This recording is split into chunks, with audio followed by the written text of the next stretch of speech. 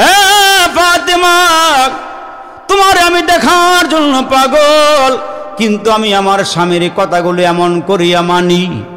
ফাতেমা রে, তুমি আমার ঘরে আসছো, আমি ঘরের দরওয়াজা খুলিয়া তোমারে ঘরে বসাবো, এই অনুমতি আমার স্বামীর নিকট থেকে আমি নিতে পারি নাই। বোনরে, তুমি আজকে চলে যাও, আগামীকালকে আমি আমার স্বামীর কাছ থেকে অনুমতি নিয়ে রাখব, তারপরে তোমার সঙ্গে আমি দেখা করব। ওই কাঠুরের বিবির নাম হলো জামিলা। ওই জামিলা ডাক দিয়া কয়, ফাতেমা রে বোন, তুমি চলে যাও। কান্না করিয়া বিদায় করিয়া দিলি। ফাতেমা চলে আসলো, আল্লাহকে ডাক দিয়ে কয়, আল্লাহ রে, এটা কেমন মহিলা, যেই মহিলা নবীর মেয়ের কথা শোনার পরেও দরওয়াজা খুলল না, আমার সঙ্গে দেখা করলো, এটা কেমন নারী। চলে আসছি। পরের দিন সকালবেলা ও মুসলমান রওনা দিয়েছি, ওই কাঠুরের বিবি জামিলার সঙ্গে দেখা করবি।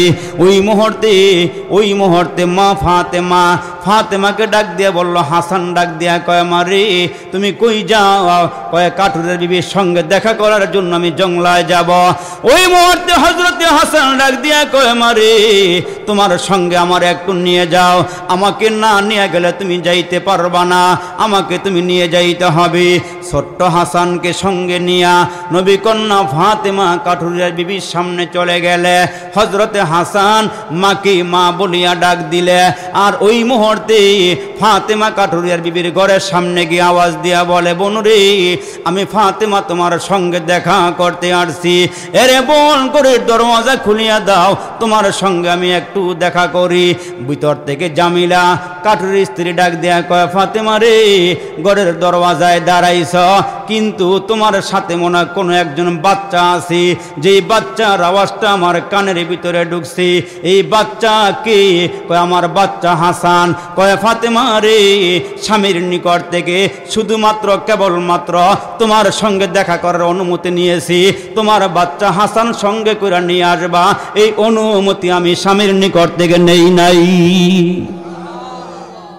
যাও বোন, তুমি চলে যাও, তোমার সঙ্গে আমি দেখা করতে পারবো না, যাও আজকে চলে যাও। তুমি যে হাসানকে নিয়ে আসছো, আগামীকালকে আমার স্বামীর সঙ্গে রাতের বেলা আমি আলোচনা করব, আমি হাসানের পারমিশন নিয়ে রাখব, তারপরে তুমি হাসানকে নিয়ে আইসো। পরের দিন ফাতেমা কাঠুরিয়ার স্ত্রীর সঙ্গে জামিলার সঙ্গে দেখা করতে রওনা দিলে। এ মুসলমান ভাইরা, হোসাইন মাকে ডাক দিয়া কয়, মারি তুমি কই রওনা দিয়েছ? কয়, আমি কাঠুরিয়ার বিবির সঙ্গে দেখা করতে যাই। কয়, তুমি আমাকে সঙ্গে নিয়ে যাও। হোসাইন মাকে এমন করিয়া ধরল, কয়, আমাকে সঙ্গে না নিয়া তুমি যাইতে পারবা না, আমাকে সঙ্গে নিয়ে যাইতে হবে। হোসাইন মারে এমন করিয়া ধরল, নিয়ে যাওয়া লাগবে। কয়, তাহলে চলো। হযরতে হোসাইনকে নিয়ে গেল, আজকে হাসানকে ঘরে রেখে গেল। হোসাইনকে নিয়ে যখন ওই কাঠুরিয়ার বিবির ঘরের দরওয়াজার সামনে দাঁড়াইয়া ডাক দিয়া কয়, জামিলা গো, এ বোন তোমার সঙ্গে আমি দেখা করতে আসছি। কয়, তোমার সঙ্গে কে আছে? আমি একটা ছোট্ট কণ্ঠের আওয়াজ পাইলাম দরওয়াজার সামনে, তোমার সঙ্গে কে আছে? কয়, আমার বাচ্চা আছে। কোন বাচ্চা? কয়, হোসাইন। ওই মুহূর্তে জামিলা কাঠুরির স্ত্রী ডাক দেয়া কয়, ফাতেমা রে, আমি তো হাসানের অনুমতি নিয়েছি, আমি তো হোসাইনের অনুমতি নেই নাই, আজকেও তোমার সঙ্গে দেখা করতে পারবো না। বোন গো, তুমি চলিয়া যাও। ওই মুহূর্তে ফাতেমা কান্না করে আর বলে, মালিক, এটা কেমন নারী রে, কেমন মহিলা রে, স্বামীরে কেমন মানে, স্বামীর কথা কেমন করে পালন করি। এখন ওই ফাতেমা চলে আসছি, বাবার নিকট আইসা ডাক দেয়া কয়, আব্বা, পর 3 বার গেলাম, ওই কাঠুরিয়ার স্ত্রীর সঙ্গে আমি দেখা করতে গেলাম, কিন্তু আমি তো দেখা করতে পারলাম না। আর আব্বা আমার বুঝে আসলো না, আমি আপনার মেয়ে, আমি হাসান হোসাইন, যে হাসান হোসাইন জান্নাতের যুবকদের সর্দার, আমি তাদের মা। আমার স্বামী হইল শেরে খোদা, আল্লাহর বাগ। আমার স্বামী এমন দামি একজন স্বামী, যার শানে আপনি বলেছিলেন আমি মদিনার এলেমের শহর, আর ওই শহরের দরওয়াজা হইল আমার আলী, এমন একজন দামি সাহাবীর স্ত্রী আমি, কিন্তু ওই কাঠুরিয়ার বিবি আমার আগে আগে কেমনে জান্নাতে যাবে আমার বুঝে আসে না। আমার নবী ডাক দেয়া কয়, ফাতেমা রে, চিন্তার কোনো কারণ নাই, আমার আগে আগে বেলাল আল্লাহর জান্নাতে যাবে। আমার আগে আগে বেলাল জান্নাতে যাবে। জানো নি মা কেমনে যাবে? এ মা, তুমি জান্নাতের সর্দারনি হইবা, আল্লাহ পাক তোমার একটা জান্নাতের বাহন দিবে। ওই জান্নাতের বাহনে তোমারে উঠাইয়া জান্নাতে নিয়ে যাওয়ার জন্য একজন খাদেমা লাগবে। ওই কাঠুরিয়ার স্ত্রী তোমার খাদেমা হইয়া রশিদ দরিয়া দরিয়া তোমারে টাইনা টাইনা নিয়ে যাবে। এজন্য মা তুমি হইবা মনিবা, ওইটা হবে আর তোমার দাসী। মনিবার চেয়ে দাসীর দাম কিন্তু বেশি নয়। মাগো, খাদেমা হইয়া তোমার আগে আগে তোমারে লইয়া জান্নাতে যাবে। আমাকেও হযরতে বেলাল, ওই যে বেলাল মক্কা শরীফে মদিনা শরীফে বেলাল আসার পরে মক্কার মানুষগুলো বেলালকে টানা হেসরা করে, বেলালকে আঘাত দেয়, বেলালকে কালো কাউয়া বলে ডাক দেয়। বেলাল মাঝে মাঝে আইসা আমার দরবারে কান্না করে আর বলে, আল্লাহ আমার নবী গো, আমার কি কোনো দাম নাই?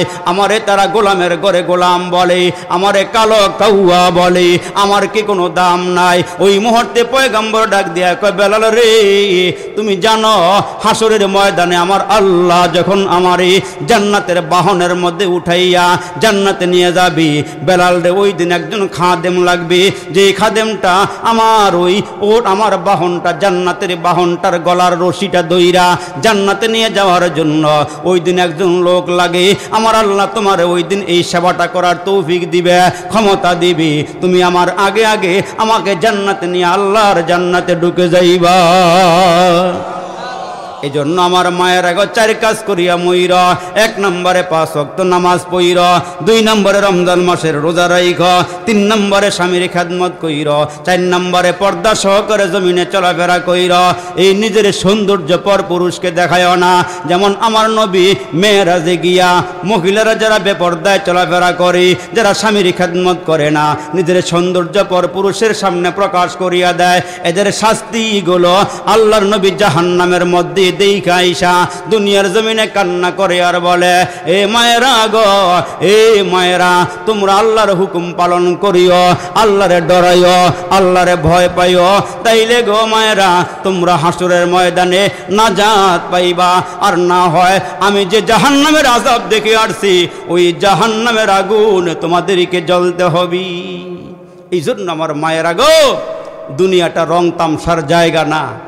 আর না হয় তুমি একটু খেয়াল করে করে দেখো, ওই যে রাবিয়ার মতো মহিলা, আসিয়ার মতো মহিলা, মাসেতার মতো মহিলা যারা দুনিয়ার থেকে বিদায় হয়ে গেছে, মাসেতার মতো একজন মহিলা যার সামনে ফেরাউনের বাহিনীরা তার দুধের বাচ্চাকে নিয়ে মুসলমান তৈলের মধ্যে ফালাইছে, মুসলমান ভাইরা আরেকটা বাচ্চাকে নিয়েও মুসলমান ভাইরা আমার শেষ করে দিছে।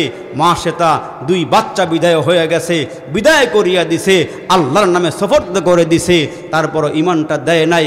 আসিয়ার মতো একজন নারী নিজেকে শেষ করে দিছে ফেরাউনের দরবারে। ফেরাউন স্বামী ছিল, রাজ দরবার ছিল, রাজ বিছানা ছিল, রাজকীয় খাবার ছিল, রাজকীয় পোশাক ছিল, ইমানের সামনে সব শেষ করে দিয়া, ইমানকে মুসলমান অগ্রাধিকার দিয়া ওই নারী দুনিয়া থেকে বিদায় হওয়ার সময় আল্লাহর কাছে দোয়া করছে, আল্লাহ তুমি আমার নিয়ে যাইবা।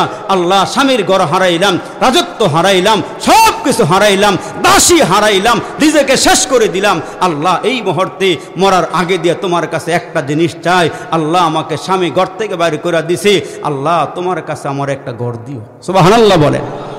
স্বামী ঘরের থেকে বিদায় করে দিছে, আল্লাহ তুমি জান্নাতে একটা ঘর দিও। আমার আল্লাহ ডাক দিয়ে কে ফেরেশতারা, রে আমার এই বান্দিটারে আমি যে জান্নাত দিব, এই মরার আগে আগে জান্নাতরা তার সামনে তুলিয়া ধর। জান্নাতে যেই ঘরটা আমি আসিয়ারে দিব, এই আসিয়ার সামনে জান্নাতের ঘরটা তুলিয়া ধর। যখন আসিয়ার সামনে জান্নাতের ঘর তুলিয়া ধরছে, আর ওই আসিয়াকে নিয়ে যখন গরম তৈলের মধ্যে ফালাইছে, ছাকা পিঠার মতন একবার নিচে যায়, আবার ওপরের দিকে উঠে, আসিয়ার জন্য ওই মুহূর্তে আল্লাহ পাক রব্বুল আলামিন ওই ফেরাউনের গরম তৈলটাকে ফুলের বাগান বানাইয়া দিছে। অপলক দৃষ্টিতে জান্নাতের দিকে তাকায়া আছে, এদিক দিয়ে মালাকুল মউত তার রুহুটা বের করে নিয়ে গেছে। সুবহানাল্লাহ বলেন। এরা দামি মহিলা হয়ে গেছে। এই জন্য তো আমার নবী খাদিজার ইন্তেকালের সময় বলে, খাদিজা জান্নাতে দুইজন আমার বিবি আছে, এদেরকে আমার সালামটা দিও। খাদিজা কয় নবী আমার আগে তো আপনার কোনো স্ত্রী নাই, তার কাছে সালাম দিতাম। কয় আসিয়ারে আমার সালাম দিও, আর ঈসা আলাইহিস সালামের মা মরিয়মকে আমার সালামটা দিও, এদের সঙ্গে আমার জান্নাতে আল্লাহ বিয়া পড়াইবেন। বলেন না জোরে সুবহানাল্লাহ। এদের সঙ্গে জান্নাতে আমার বিয়ে হবে, তার কারণ এরা ইসলামের জন্যে, এরা কোরআনের জন্য, এ মুসলমান এরা ইমান দেয় নাই, জীবন দিয়া দিছে। আসিয়ার মতো মহিলায় বলছিল ফেরাউনের বাহিনী রে, আমারে হুমকি ধমকি মারো, আমারে ডর দেখাও, ভয় দেখাও, আমার প্রত্যেকটা পশমের গোড়ায় গোড়ায় যদি একটা করে জীবন হইতো তাহলে সবগুলো জীবন দিয়া দিতাম, তারপর আমি ইমান দিতাম না, তারপরে ইমান দিতাম না।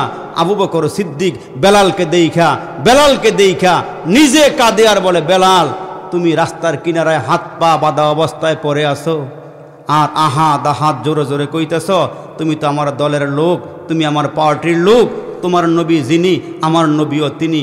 ভাইরে আস্তে আস্তে বললে হয় না? আমার আল্লাহ তো আসতে বললো, শোনে আহাত আহাত বলো, তুমি বুঝাইতেছ আল্লাহ এক। ঠিক আছে ভাই, তুমি জোরে আওয়াজ দিয়ে বললেই তোমারে পিটায়, এরা মারে। আবু বকর সিদ্দিকের কানের কাছে বেলাল মুখটা বাড়াইয়া দিয়ে কয়, ঠিক আছে আগামীকালকের থেকে আল্লাহর নামটা আহাদরা আসতেই নিব, জোরে আর নিব না। কিন্তু ইমানের পাওয়ার তো সর্ব অঙ্গ দিয়ে বাইরে হইতেছে, সুবহানাল্লাহ বলেন। ইমানের নূর প্রত্যেকটা অঙ্গ দিয়ে দাউ দাউ করে বের হইতেছে। পরের দিন আবু বকর সিদ্দিক গিয়ে দেখে আজকে বেলালের অবস্থা খারাপ। কি বেলাল তুমি যে আগের মতোই শুরু করছো? কয় হুজুর ঠিক আছে আগামীকালকের থেকে আর বলবো না। তৃতীয় দিন গিয়া দেখে বেলাল জোরে জোরে আহাত কয়, আর কাফেররা মারতেছে, পুরা দেহটা মুসলমান ছিন্ন ভিন্ন করে ফেলাইছে এই আহাত আহাত বলার কারণে। আবু বকর বলল, ভাই তোমার না বললাম তুমি আস্তে আস্তে কইও, জোরে বইল না। বেলাল ডাক দিয়া কয়, আসল কথা কইতাম নি, সুবহানাল্লাহ কোন আসল রহস্যটা বলবো নি? কয় বলো। কয় আমি যখন জোরে জোরে আহাত আহাত বলি আর কাফেররা যখন চাবুক দিয়ে আমারে পিটায়, এই যে আমি আহাত আহাত বলি, এরা যে মারে পিটায় জোরে জোরে আহাত আহাত বলার কারণে আমি টেরও পাই না। সুবহানাল্লাহ কোন না জোরে? আমি টেরও পাই না। আরে বেলাল তো ঠোঁট মোড়া, দাঁতের ফিনিশিং বালা না, চেহারা বালা না। উনি মুসলমান আসছে হাফসার থেকে আইসা কালমা গ্রহণ কইরা নবীজির মুয়াজ্জিন হইছে। কয় আশহাদু কইতারা না, আশহাদু আশহাদু বাইরে, মুখে জড়তা বাইরে না। কাফেররা নবীজির কাছে গিয়ে মোহাম্মদ একটা মুয়াজ্জিন যে বানাইছে না, ঠিক মতো আজানটাও দিবার পারে না, আশহাদু বলতে না, আসাদু আসাদু বলে। নবীজি কথাটা শোনার পরে এখন কি করা যায়? মুয়াজ্জিনের পথ থেকে তারে বহিষ্কার করে ফজরের আজান আর দিও না। নবীজি কারণ? কয় মক্কার কাফেররা তোমার নিয়ে ঠাট্টা করে, তুমি নাকি আশহাদু বলতে পারো না। এখন নবীজির কাছ যখন কথাটা শুনছে যে মুয়াজ্জিনের পথ নাই, তখন সবাই গেছে গা ঘরে, বেলাল যায় নাই। মসজিদের কোনার মধ্যে বসে বসে কান্দে আর আল্লাহ সবাই ছাড়লো, তুমি আমার ছাড়তারো না। জোরে কর না সুবহানাল্লাহ। আল্লাহ সবাই বাদ দিল, তুমি আমার বাদ দিতে পারো না। আল্লাহ আজান তো দেই তোমার লেগে, আল্লাহ আজান দেই তোমার জন্য, আল্লাহু আকবার আওয়াজটা দেই, তুমি বড়, এই কথাটা আমি বলি। আল্লাহ তুমি যদি আমার না বলাও কিছু করার নাই, কিন্তু মনে বড় আফসোস। আল্লাহ আমি চাইছিলাম যে মুয়াজ্জিনের পদরা বহাল থাকুক। বেলালটা নামাই দিছে, ফজরের আজান দিয়ে দিছে, চমৎকার আজান, সুমধুর কণ্ঠে। নবীজি সুন্নত পড়ছে, সাহাবীরা সুন্নত পড়ে বসে রয়েছে। নামাজের ওয়াক্ত হইলে ফজরের নামাজ শুরু হবে। আল্লাহর কি মর্জি, আজানের আওয়াজ তো উপরে যায় না, আর ফর্সাও হয় না। মুসলমান অনেক সময় হয়ে গেলে নবী কয়, কিরে এখনো কি ফর্সা হইতো না, নামাজ কি পড়তাম না? জিবরাইল এসে ডাক দিয়ে কয়, হুজুর অনেক টাইম হয়, বেলাল কেন আজান দেয় না? অসুস্থ বেলাল? কয় না সুস্থ। আজান দেয় না কেন? কয় মুয়াজ্জিনের পথ থেকে বহিষ্কার করা হয়েছে। কয় আল্লাহ তারে বহিষ্কার করে নাই। বলেন না জোরে সুবহানাল্লাহ। কয় আল্লাহ তারে বহিষ্কার করে নাই, আজান দিবার কোন, আজান না দিলে ফর্সা হইব না, আজান না দিলে ফর্সা হইব না। আরে যেমন ইমাম তেমন মুয়াজ্জিন। আমার নবীর মুয়াজ্জিন বেলাল রমজান মাসে নবীজি হজরতে আলীকে নিয়ে সেহরি খাইতেছে। আমার প্রায় কথা শেষের দিকে চলে আসছে। সেহরি খাইতেছে, এই রমজান সামনে আসতেছে। দেখবেন এই রমজান মাস আসলে অনেকের গ্যাস্ট্রিক শুরু হইব, এই গ্যাস্ট্রিকেতে আলসার শুরু হইব, ঠিক কিনাও? যেমন গাফাসা হুজুর একটা ওয়াজ করছিল যে এক এলাকার মানুষ বলে রোজা রাখে না, দিনের বেলা খুব খায়। তো হুজুরে বলল রমজান আসলেই রোজা ফরজ, ঠিক নিও? কথা কইন, রমজান আসলেই রোজা ফরজ। তো হুজুরে ওয়াজ করতে করতে একবারে পুরা মজমা ওয়াজ টজ দিয়ে গেছে, রমজান আসলেই রোজা ফরজ। এখন এলাকার লোকেরা মিটিং দিছে যে রমজান আসলে বলে রোজা ফরজ, দেখমু রমজানটা কোন দিক দেয়, বুঝেন নাই মনে হয়, দেখমু রমজানটা কোন দিক দিয়ে আসে। এই গর্দবগুলো বলদগুলো মিটিং কইরা জায়গায় জায়গায় লোক ফিটিং করে রাখছে রমজান কোন দিক দেয়, রমজান আসলে রোজা ফরজ, যেন রমজান এই গ্রামে ঢুকতে না পারে। কয়েকদিন পরে ফজরের আজানের আগে দক্ষিণ এলাকা দিয়ে এক লোক দুইটা বলদ লইয়া, নাঙ্গল জোয়ালটা কান্দে লইয়া, হাল্লা বাজনটা লগে লইয়া হাল চাষ করার জন্য আসতেছে। এই লোকেরা দৌড়ে গিয়া বলে, এই তুমি কে? আমি রমজান। কি কইছে? এই লোকেরাকে বহুত দিন পরে পাইছি, এত কষ্ট করে রাত জেগে জেগে তোমার খোঁজদাছি। এই রমজান রে মারে না, রমজানের গরু বলদ যা সব মাইরা ফিনিশ করে লাইছে। রমজানও নাই, রোজাও নাই, রমজানও নাই, রোজাও নাই। এই রমজান রে বিদায় করে দিছে। আমগো রমজান সামনে আসেনি, কথা রমজান সামনে আসেনি, রমজান সামনে আইতেছে, প্রস্তুতি নেন। গ্যাস্ট্রিকের বড়ি যদি 20 না ধরে 40 খান, খাইয়া পেটপট ক্লিয়ার করে রোজা রাখতে হবে। প্রত্যেকটা বালকের জন্য রোজা রাখা কি? রোজা রাখা কি ফরজ। তো নবীজি এই রোজা সেহরি খাইতেছে হযরত আলীকে দিয়ে। তো বেলাল আসছে বাড়ির থেকে, আইসা আজান দিব, আজানের টাইমের আগেই আসছে। আইসা কয় দেখে এই তো আমার ইমাম সাহেব হুজুরের খবর কি। তো নবীজির হুজুরের কাছে গিয়ে দেখে নবীজি হযরত আলীকে নিয়ে সেহরি খাইতেছে, আর দুই জামাই শ্বশুরে বসে বসে কথা কইতেছে। তো হযরত আলী কয় ঠিক আছে, একটু পরে আবার আসি। অনেকক্ষণ পরে আইসা দেখে আগের মতো নবীজি খানাও খায়, হযরতে বেলালকে নিয়ে আলোচনাও করতেছে। হযরতে বেলাল মনে করছে মনে হয় জামাই শ্বশুর বই আলাপ করতেছে, মনে হয় টাইমের খবর নাই, সেহরি খাইতে আছে, মনে হয় টাইম ওভার হয়ে যাইতেছে। বেলাল গিয়া সামনে আগুয়ে গিয়া কয়, আল্লাহ নবী, আল্লাহর কসম করে বলি সময় শেষ, সেহরি খাওয়া বন্ধ করেন। তো নবীজি যখন আল্লাহর নামের কসম খাইছে, বেলাল হাতটা উড়ে ফেলাইছে, হাত মুচ্চা টুচ্চা দিকে। বেলাল কয় আসছি নবী। কয় তুমি কইলা, আল্লাহর নাম লয়ে কইলা যে আল্লাহর কসম করে কই সেহরি খাওয়ার টাইম শেষ। আমি এমন একজন নবী, যতক্ষণ না পর্যন্ত আমি সেহরি খাওয়া বন্ধ না করব, সেহরির টাইম শেষ হবে না। আর একটু জোরে কোন সুবহানাল্লাহ। টাইম শেষ হবে না।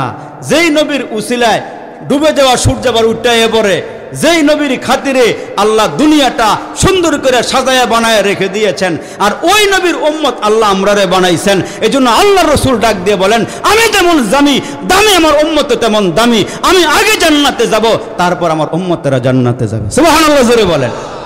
ওই দামি উম্মতগুলো মুসলমান কপাল দিছে একজনে, সিজদা দেয় গিয়ে আরেকজন রে। ঠিক কিনা জোরে কন? মুনি হলে এক বেডার, কামলা দেয় আরেক বেডার। রাগ হয়েছেন মনে হয়? কামলা হলে এক বেডার, মুনি খাটে গিয়ে আরেক বেডার। তো সেই বেডার রাগ হইব নি? তোরে বছরকে কামলা রাখলাম, বেতন দিয়ে আমি খাওয়াই, আমি তুই আরেক বেডার কাম করস? আল্লাহ কয়, বান্দা কপালটা দিছি আমি আমারে সেটা দেওয়ার লেগা, তুই যখন আজারে বাজারে মাজারে বন্ডা ফিরে পায়ে সেজদা দেস, তখন আমার সহ্য হয় না।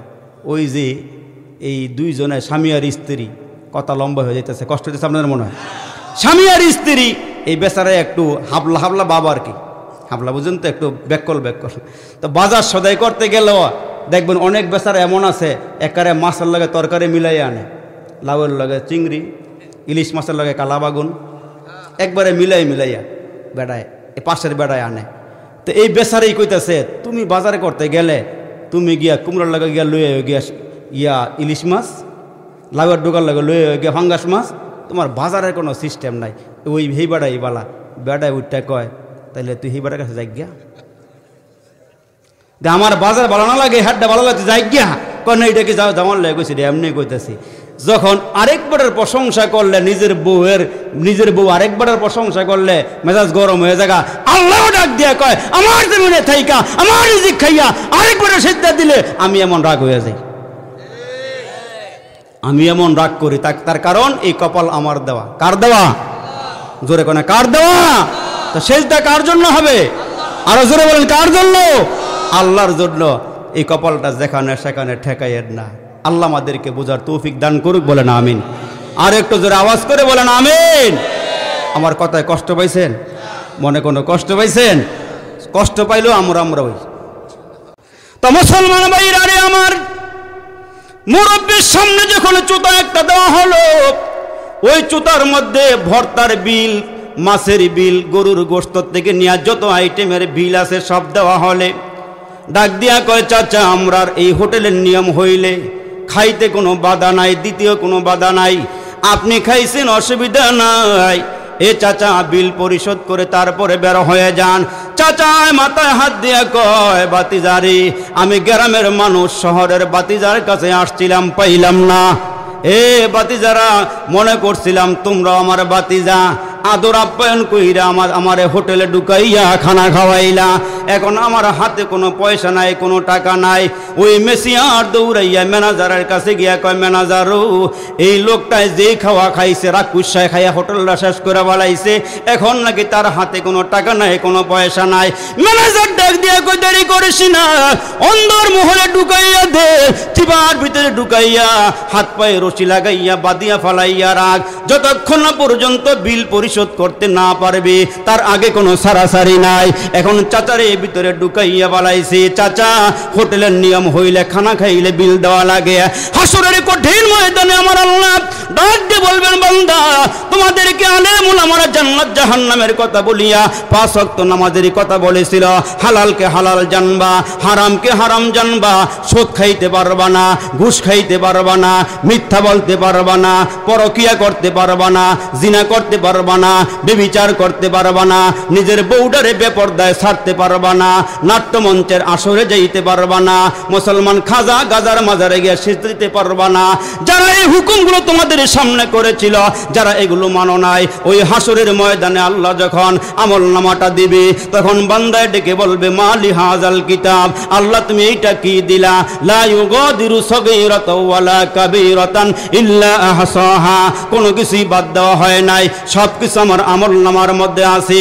তখন বান্দা আল্লাহর সামনে দাঁড়ায় বলবে, কি করলাম রে, কি করলাম রে, কি করলাম, সোনার যৌবন হেলায় খেলায় খোয়াইলাম, তারে না রে কইরা কইরা জীবন কাটাইলাম, আমরা সবাই জান্নাতেরই রাস্তা হারাইলাম।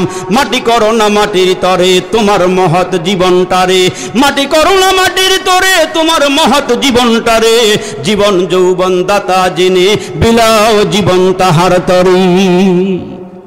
জীবনের মালিক কে? বড় করে বলেন। আল্লাহ পাক রব্বুল আলামিন বলেন, আল্লাযী খালাকাল মাউতা ওয়াল হায়াতা লিয়াবলুয়াকুম আইয়ুকুম আহসানু আমালা। আল্লাহকে বান্দা হায়াত দিলাম, আবার মরণ দিবা। এক সময় যখন মায়ের পেটে ছিলাম, এক ফোঁটা নাপাক পানি যেদিন আব্বার মাধ্যমে মায়ের রেহেমের ভিতরে ঢুকলো, ওইখানে আমরা মরা ছিলাম, ওইখানে আল্লাহ পাক রুহু দিয়া আমাদেরকে জিন্দা বানাইলেন, দুনিয়ার মধ্যে আমাদেরকে আল্লাহ পাক পাঠাইলেন। আমার আল্লাহ ডাক দিয়া কয়, হায়াত মউত আমি আল্লাহ দিয়া তোমাদেরকে পরীক্ষা করি, কারা ভালো আমল করো আর কারা খারাপ আমল করো। এটা পরীক্ষার হল। আল্লাহ সুদ খাইলেও কিছু কয় না, ঘুষ খাইলেও কিছু কয় না। ছেলেরে স্কুলে পাঠাইছেন পরীক্ষা দেওয়ার জন্য। কি দেওয়ার জন্য? আরে কথা বলেন, কি দেওয়ার জন্য? পরীক্ষা দেওয়ার জন্য ছেলেকে পাঠাইছেন। এখন ছেলে টুলের মধ্যে গিয়া বসছে, বসার পরে এখনো ছেলের হাতে পরীক্ষার প্রশ্নপত্র দেওয়া হয় নাই। ছেলেটা কাগজ কলম নিয়া ওই টুলের মধ্যে বইসা এমন কাঁপতেছে, মনে হয় যেন পুরো স্কুলটা কাঁপা শুরু হয়ে গেছে। স্যার সামনে গিয়ে দাঁড়ায়, কয় কিরে এমন কাঁপতেছস কেন? কয় স্যার না কাঁপতেছি না তো। স্যারকে আমি দেখতেছি দুইটা চোখ দিয়ে, তুই কাঁপতেছস? কাঁপস না মানে? কয় স্যার এখনো কাঁপা শুরু হয় নাই, যখন আমার হাতে প্রশ্নটা দেওয়া হবে তখন স্কুলটা সহকারে কাঁপা শুরু হইব, তখন স্কুলটা সহকারে কাফা শুরু হইব। আমগো কাপ দেয় এখনো শুরু হয় না, কাফার দেখছেন কি যেদিন এটা দিয়ে আত দেওয়া হইব তখন এমন কাফা শুরু হইব, তখন বান্দা পুরা হাসরের ময়দানে আব্বারে তালাশ করব, মারে তালাশ করব, ভাইরে তালাশ করব, বোনকে তালাশ করব। তার প্রমাণ কোরআনে আছে না নাই? বলেন জোরে, আছে না নাই? ইয়াউমা ইয়াফিরুল মারউ মিন আখিহি ওয়া উম্মিহি ওয়া আবিহি ওয়া সাহিবাতিহি ওয়া বানিহি। ওই মানুষটা হাসরের ময়দানে পেরেশান হয়ে যাবে। আমলনামাটা পাওয়ার পরে পেরেশান হইয়া ওই ময়দানে নাজাত পাওয়ার জন্য, জান্নাতে যাওয়ার জন্য, জাহান্নাম থেকে মুক্তি পাওয়ার জন্যে আমলনামার দিকে তাকায় দেখে গো গুনাহ আর গুনাহ, গুনাহ আর গুনাহ। এগুলো দেখার পরে ওই মুহূর্তে বান্দা আল্লাহকে ডেকে বলবে, আল্লাহ আমলনামার দিকে তাকাইয়া দেখলাম গুনাহ আর গুনাহ। আল্লাহ বলবেন এখন তুই জাহান্নামে যাবি। ওই বান্দা ডেকে বলবে, আল্লাহ জাহান্নামে দেওয়ার আগে আমি একটু হাসরের ময়দানে আমার আত্মীয় স্বজনের কাছে একটু গিয়া দেখি আমার নেক আমলের সঙ্গে এদের কাছ থেকে কিছু নেকি নিয়া জোড়া তালে দিয়া তোমার জান্নাতে যাওয়া যায় কিনা। দুনিয়াতে ঠেকায় পড়ে গেলে আব্বাকে ফোন দিলে, মাকে ফোন দিলে, ভাইকে ফোন দিলে হয়তো সলিউশন হয়, কিছু একটা হইলেও হয়, দয়া হইয়া অনুগ্রহ করে হয়তো আপনার ওই সমস্যার সমাধান করার চেষ্টা করে।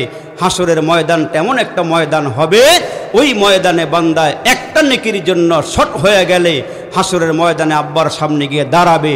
আল্লাহ কোরআনে বলেন, আবিহি, বাবার সামনে গিয়ে বলবে, আব্বা আমার আমলনামায় মোটামুটি ভালোই নেক আমল আছে, কিন্তু আমি আজকে ধরা পড়ে গেছি, আমার একটা নেক দরকার।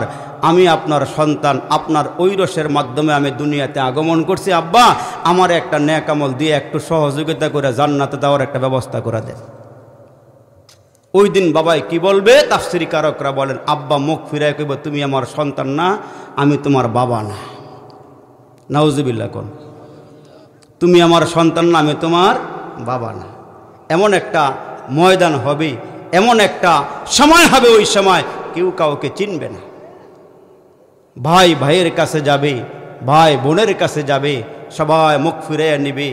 এই লোকটা যখন একেবারে মালিকের কাছাকাছি আসবে, তখন একজন লোক একটা নেক নিয়ে বসে থাকবে। ওই লোকটার পেরেশানি দেখা ওই লোকটা বলবে, ভাই তোমার এত পেরেশানি কেন, কি হয়েছে তোমার? কয়, ভাই তাকায়া দেখতেছি আমার আমলনামার নেক ভরা, কিন্তু একটা নেকের লেগা আমার পাল্লাটা হালকা হয়ে গেছে। আমি আল্লাহর কাছ থেকে একটু সময় নিয়া হাসরের ময়দানে ঘুরতেছি, একটা নেকি নিয়ে লইয়া আমারটা পুরা করে জান্নাতে যাইতে পারি। পাল্লাটা হালকা হয়ে রয়েছে, একটু ভারী করে করতাম পারি। কয় কারণ কি হয়েছে? কয় আমার একটা নেকি লাগে। এই লোক কয়, নেকি আছে কয়টা? কয় আছে 99টা। এখন লাগে কয়টা? কয় একটা। ওই লোক মাথায় হাত দিয়া কইব, যেই লোকটা 99টা নেক দিয়া জান্নাতে যাইবার পারে না, আমি একটা দিয়ে কি করবো? কয় ভাই তুই লইয়া যা, আমি জাহান্নামে, তুই জান্নাতে যা। সুবহানাল্লাহ জোরে কর, আল্লাহু আকবার, আল্লাহু আকবার। একটা নেকি দিয়া এই লোক এখন গেছে গা শূন্য হইয়া, কিছুই নাই। আমার আল্লাহ সব দেখেনি? বল দেখেনি?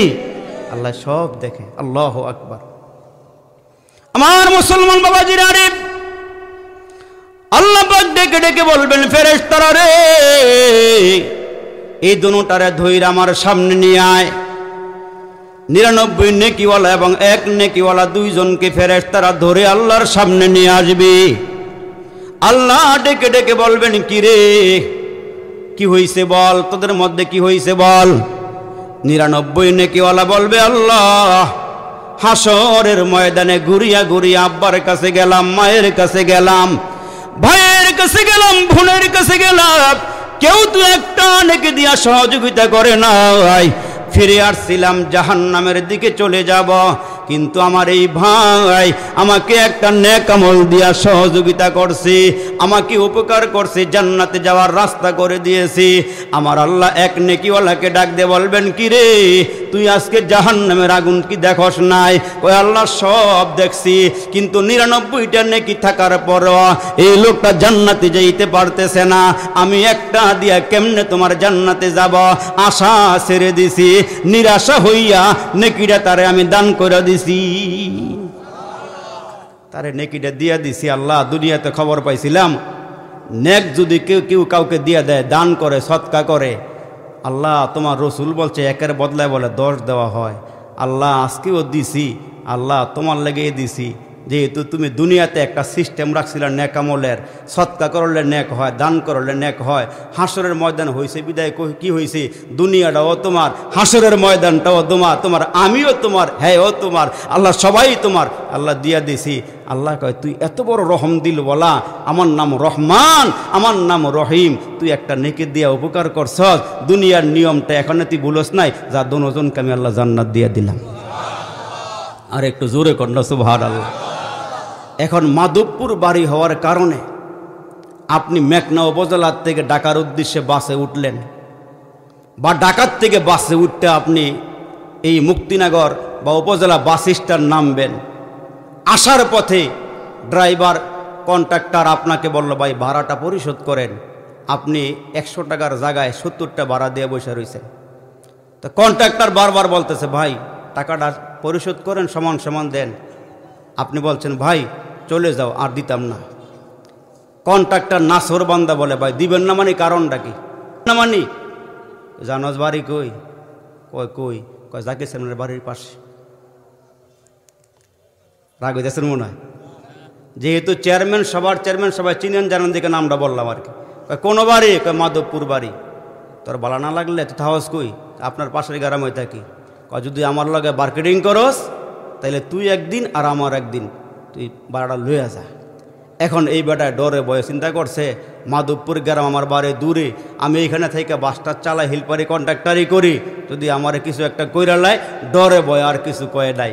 হাসরের কঠিন ময়দানে ওই লোকটা আপনার সামনে খাড়ায়, ভাই সাহেব কই যান? কয় জান্নাত যাই। কামাল্লা একটু ফয়সালা করে যান। সুবহানাল্লাহ কোন জোরে? আমার সাথে একটু ফয়সালা করে যান।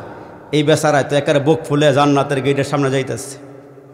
মুসলমান বাবাজিরা রে আমার, ওই লোকটা বুক ফুলাইয়া জান্নাতের গেটের সামনে যাওয়ার পর ওই যে কন্ট্রাক্টর, দুনিয়ার জমিনে আপনি চোখ রাঙ্গায়া তার দিকে তাকাইছিলেন, বাহাদুরি দেখাইছিলেন, বাড়ি আমার মাধবপুর। ওই মুহূর্তে লোকটা ডেকে বলবে, আল্লাহ তার ব্যাপারে ফয়সালা কি? কয় জান্নাত। কয় আল্লাহ কেমনে দিলা? কয় আমলনামা বড় ভালো। কয় আল্লাহ পৃষ্ঠাটা উল্টাইয়া দেখো, ওই পৃষ্ঠায় কি আছে? আল্লাহকে ওইটার মধ্যে কি আছে? কয় আমার 30টা টেহা আছে। সুবহানাল্লাহ কইতেন না জোরে? কি আছে? 30টা টাকা আছে। কয় আল্লাহ ড্রাইভারে আমার 30 টাকা একটা লয়ে গেছিল, আমি লইতাম না, কে লেগে আমার ছাড় দেয় না, আমার টাকাটা পাও না ওনার কাছে। আল্লাহ তুমি কি করবা করো। আল্লাহ কে এই তুই ফয়সালা কর, তুই ফয়সালা কর। আরেক বেড়ায় কইব, আল্লাহ এর লগে আমার একটু কথা আছিল। কই কি? ওনার জমিনের লগে আমার জমিন, আমি মুল্লা বান্যাইছিলাম, এই বেড়ায় পেশাবার বান্দরা 2টা মুল্লা উড়া নিয়ে বাতনা খাই লাইছিল। আরেকজনে খারে, আল্লাহ আমার লগে একটু কথা আছিল। কয় কেন? কয় আমার ক্ষেতের হজের পাতা হয়ে খাই লাইছে নিয়া, আমার জিগাইছে না। একটা একটা করে সব আওয়াজ শুরু হয়েছে। আল্লাহ দুনিয়ার মুসিবত আর ওইখানের মুসিবত একরকমের? কথা কন একরকমের? না না, একরকমের হবে না।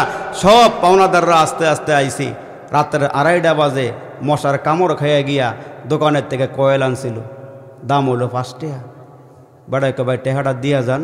এমন করে চোখরাঙ্গে চাইছে, কয় ভাই সাওয়ার ডরে বেড়ায় দিয়ে লাইছে। 2.5 বছর ধরে 5 টাকা আর দেয় না। দোকানদার এখন আর চায় না, বিরক্ত হয়ে গেছে গা। কয় হ্যাঁ ফিসলার ঘরের ফিসলা, হ্যাঁ তেল দিয়েও ধরন যায় না, হ্যাঁ অবস্থা বড় খারাপ, এখন দেয় নাই। কিন্তু হাসরের কঠিন ময়দানে বলবো, আল্লাহ কয়েলটা একটা একটা করে সব আপনার সামনে যখন আসবে, তখন আল্লাহ বলবেন, একটা ছিল আমার হক, আরেকটা ছিল বান্দার হক। আমারটা তোরে মাফ করে দিলাম। মাগরিবের সময় মাগরিব পড়তে পারস নাই, অন্য একদিন মাগরিব নামাজ পড়ে একটা কান্দা দিয়ে কইছিলি, আল্লাহ ওই দিন সময়ের লেগে পড়তারি নাই, আজকা পড়ে ফেলাইছি, চোখের পানি ফেলাইলে হয়তো তোমার ওই মাগরিব কাজাটা কবুল হয়ে যাবে, কিন্তু আমারটা মাফ করে দিলাম। এর লগে তোকে পরামর্শ কর, এরা তোরে কি করব? তখন এরা বলবো 30টা দিয়া যাওয়ান লাগবো, হজের পাতা ধন্যপাতা যা আছে সব দিয়া সামনে আগাও। এখন এই বেটা ফকটা দিয়া দেয়া টেহা নেই, হজের পাতা মূলা কিছুই নেই, এখন কি করব? এখন অবস্থাটা হবে কি? তখন ওই বান্দায় বলতেছে, আল্লাহ সারাসারি নাই, দেওয়ান লাগবো। তখন ওই বান্দার লগে ফয়সালা করতে গিয়া কি ফয়সালা করবে? এখন ওই বান্দায় 30 টাকাওয়ালা কন্ট্রাক্টর কইব, তোমার থেকে আমার 200 রাকাত নামাজ দিয়ে যাও। যেই নামাজ কবুল হয়েছে এখান থেকে 200 রাকাত নামাজ দিয়ে যাও। এই বেচারায় কইব, জীবনে যেই নামাজ এই পড়ছি 200 রাকাত ওই কিনা জানা নাই, শীতের ঠান্ডা পানি দিয়ে অজু করে নামাজটা পড়তে যেই কষ্ট হয়েছে, তুই বুঝবি কি এর কষ্টটা দিয়েছিল আমার। এখন নামাজ না দিয়ে গেলে তোর সাথে আমার কোনো আপোষ নাই।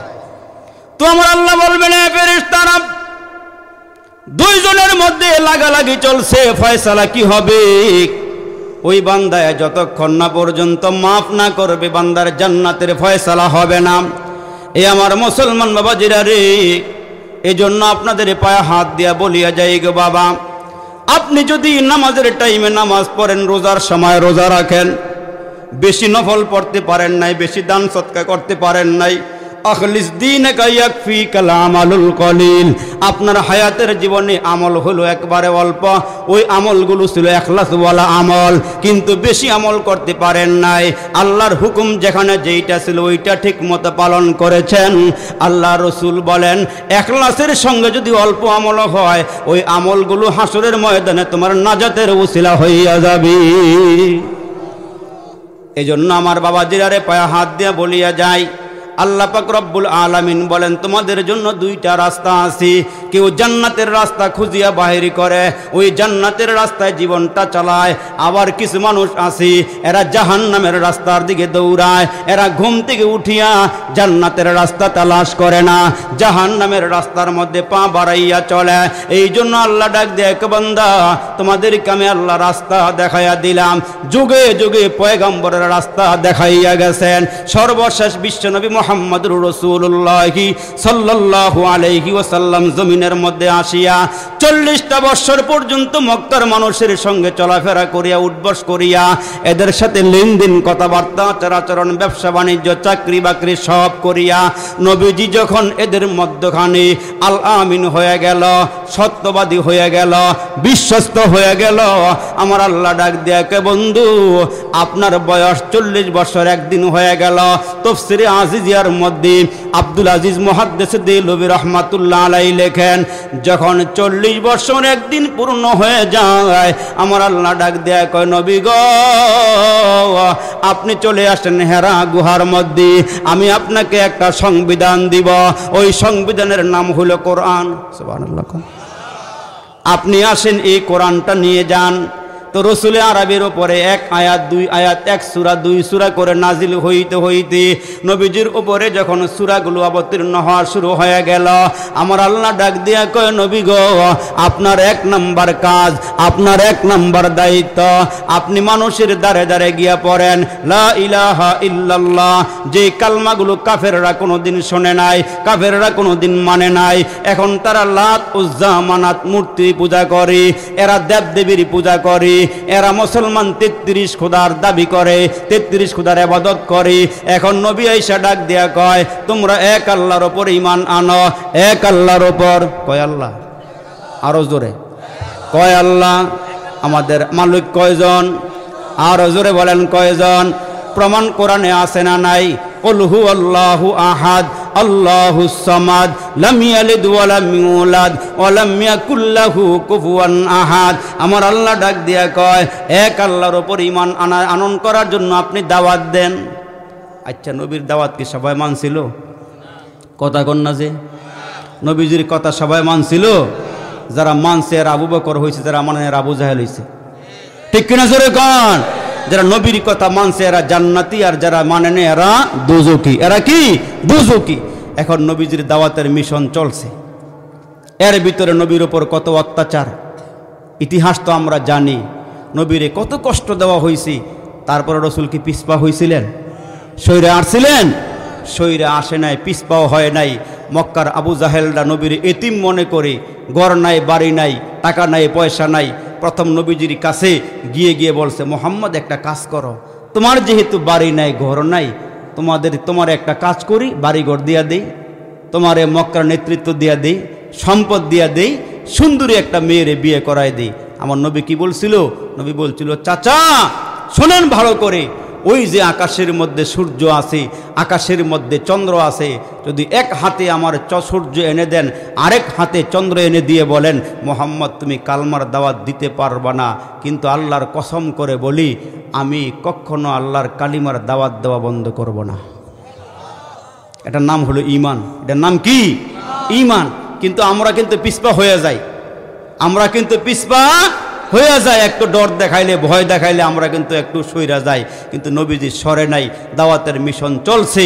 উহুদের ময়দানে দান্দাল শহীদ হইল, তায়েফের ময়দানে রক্তাক্ত হওয়ার পরেও নবীজির আপন লোকগুলো দূরে সরে গেল।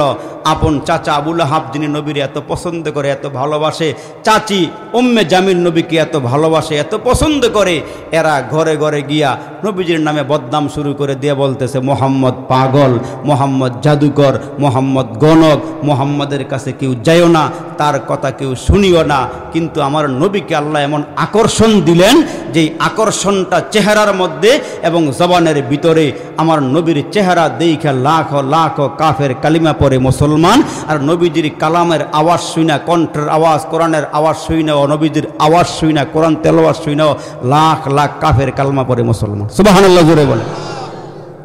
কিন্তু পরিশেষে অবস্থাটা হয়েছে কি, নবীজি শেষ পর্যন্ত বাড়িতেও থাকতে পারে নাই, মক্কায় থাকতে পারে নাই। যারা হজ করতে গেছেন দেখছেন নবীর বাড়িটা, আবু জাহলের বাড়ি কিন্তু বেশি দূরে না, কাছাকাছি কাছাকাছি, কিন্তু নবীজিরে থাকতে দেয় নাই।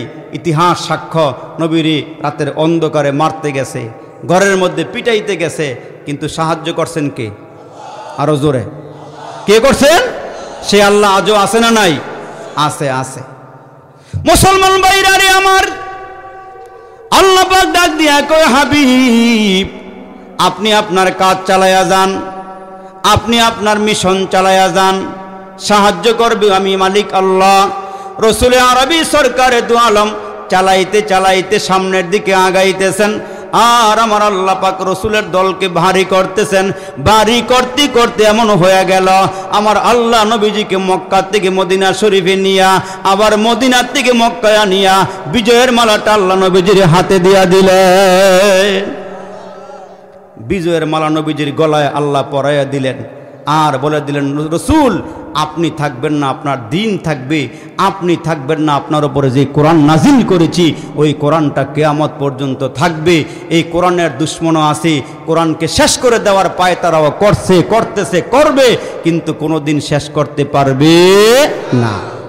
ওই নবীজি ডাক দিয়ে কয়, সাহাবায়ে কেরাম শোনো, আমার আল্লাহ পাক রব্বুল আলামিন দুনিয়ার মধ্যে পুরুষ পাঠাইলেন, নারীও পাঠাইলেন। আদম আলাইহিস সালাম দুনিয়াতে আসলো, মা হাওয়া আলাইহিস সালাম দুনিয়াতে আসলো, তাইলে দুনিয়াতে পুরুষও আছে, নারীও আছে।